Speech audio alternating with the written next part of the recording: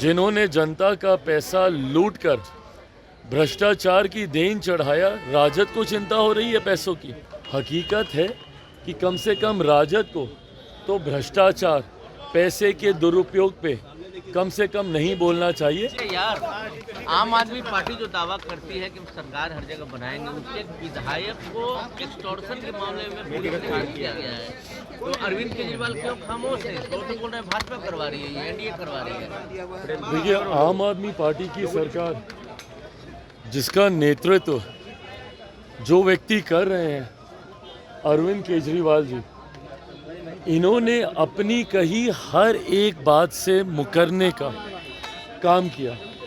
ये वही आदमी है जो दिल्ली के रामलीला मैदान में एक पर्ची लेके घूमते थे भ्रष्ट नेताओं की, और उन तमाम भ्रष्ट नेताओं से समझौता कर अलग अलग समय पर सरकार बनाने का इन्होंने काम किया।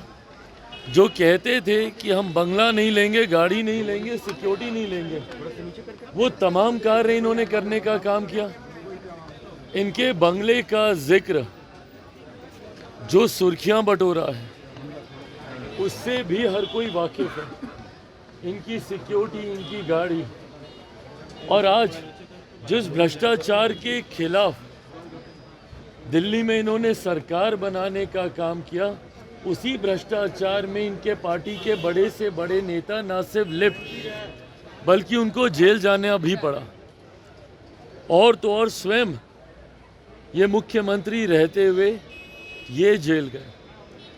और अब इनकी पार्टी के नेताओं का नाम ना सिर्फ भ्रष्टाचार बल्कि एक्सटॉर्शन में भी उनका नाम सामने आ रहा है। दर्शाता है कि अगर देश के इतिहास में कोई सबसे बड़ी भ्रष्ट पार्टी रही है तो वो आम आदमी पार्टी ही रही है। और अब दिल्ली की जनता, खास तौर पर पंजाब में भी यही हाल है, पर क्योंकि पहले चुनाव दिल्ली में होने वाले हैं, दिल्ली की जनता ने मन बना लिया है कि जिस तरीके से आम आदमी पार्टी ने दिल्ली और दिल्ली वालों को लूटने का काम किया है, अगले साल के शुरुआत में ही दिल्ली में विधानसभा के चुनाव हैं और इस बार किसी कीमत पर भी आम आदमी पार्टी की सरकार वहां नहीं बनने जा रही है। दिल्ली की जनता ने मन बना लिया है। जिस तरीके से अलग अलग राज्यों में, हरियाणा, महाराष्ट्र में एनडीए भारतीय जनता पार्टी की सरकार बनी है, इस बार दिल्ली में भी चुनाव परिणामों के बाद एनडीए भारतीय जनता पार्टी की सरकार वहां पर बनने जा रही है। संविधान को बचाने की लड़ाई लड़ रही है। प्रियंका गांधी कह रही है कि संविधान को बचाने की लड़ाई वो लोग लड़ रहे हैं। हमारी समझ से परे है भैया, कहाँ संविधान खतरे में, और क्यों नहीं ये लोग इस बात को समझ रहे हैं।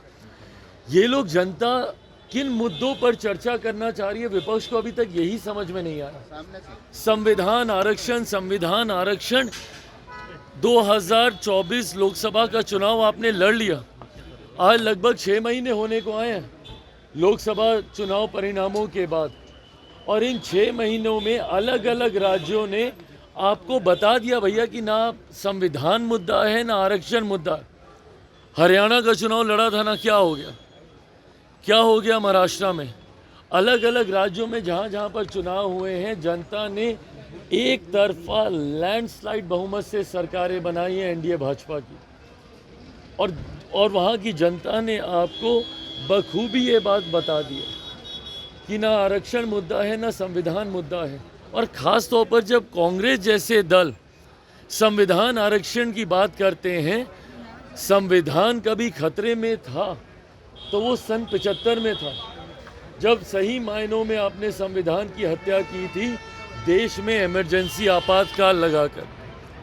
और आज आप लोग बात करिएगा संविधान को बचाने की।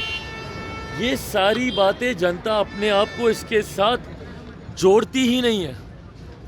और अभी पुनः अगर आप लोग इन्हीं मुद्दों का जिक्र कीजिएगा तो जिस तरीके से बाकी राज्यों में परिणाम आए हैं, इसी तरीके से दिल्ली में भी आपको हार का सामना करना पड़ेगा, बिहार में भी करना पड़ेगा, असम में भी। मुख्यमंत्री नीतीश कुमार मुख्यमंत्री यात्रा पर निकल रहे हैं। विपक्ष कह रहा है कि 225 करोड़ रुपए सरकारी खजाने का दुरुपयोग किया जा रहा है, उसको किसी और दूसरे काम में लगाते हैं। महिला संवाद यात्रा किसको चिंता है इस बात की? राजद। जिन्होंने जनता का पैसा लूटकर भ्रष्टाचार की देन चढ़ाया। राजद को चिंता हो रही है पैसों की, जिनकी वजह से आज भी एक लंबा समय उनके जंगल राज के बीतने के बाद आज भी लोग पलायन करने के लिए मजबूर हो रहे हैं। ये लोग बात करेंगे कि कौन सा पैसा कहाँ पे इस्तेमाल हो रहा है। हकीकत है कि कम से कम राजद को तो भ्रष्टाचार, पैसे के दुरुपयोग पे कम से कम नहीं बोलना चाहिए। जिन लोगों ने खुद भ्रष्टाचार की देन, चारा घोटाला किसके समय में हुआ था, ये लोग बात करेंगे आज भ्रष्टाचार की। कम से कम इन लोगों को शोभा नहीं। चिराग जी की बात हो रही है, चेतन आनंद आप पर लगातार हमलावर है, कह रहे हैं हम लोग जिंदा कौम के नेता है और बदला लेंगे गठबंधन में रहकर वो लोग गठबंधन का पालन नहीं करते। चिराग जी कह रहे हैं कि पहली बार चुनाव प्रचार में भी पहली बात तो कोई मुर्दा कौम नहीं है बिहार में, तो ये किसको बताना चाह रहे हैं कि कौन मुर्दा कौम है, पहले तो इस बात को ही स्पष्ट करें। दूसरी बात, मुझे नहीं लगता कि अब इनकी बातों का कोई जवाब देने का औचित्य रह गया। जब मांझी जी से लेकर मुख्यमंत्री जी से लेकर जनता दल यूनाइटेड, भारतीय जनता पार्टी, हिंदुस्तानी अवाम मोर्चा, सब लोगों ने उस दिन पार्टी के स्थापना दिवस पर आकर बता दिया कि कौन सही कौन गलत, एनडीए में कौन है नहीं है। मुझे लगता है उस दिन पार्टी के स्थापना दिवस के कार्यक्रम ने मुझ पर उठे तमाम सवालों का जवाब गठबंधन के तमाम वरिष्ठ नेताओं ने उपस्थित होकर दे दिया। इसके बाद अब इस मुद्दे पर चर्चा करने का कोई मतलब नहीं। आपके चाचा कह रहे हैं कि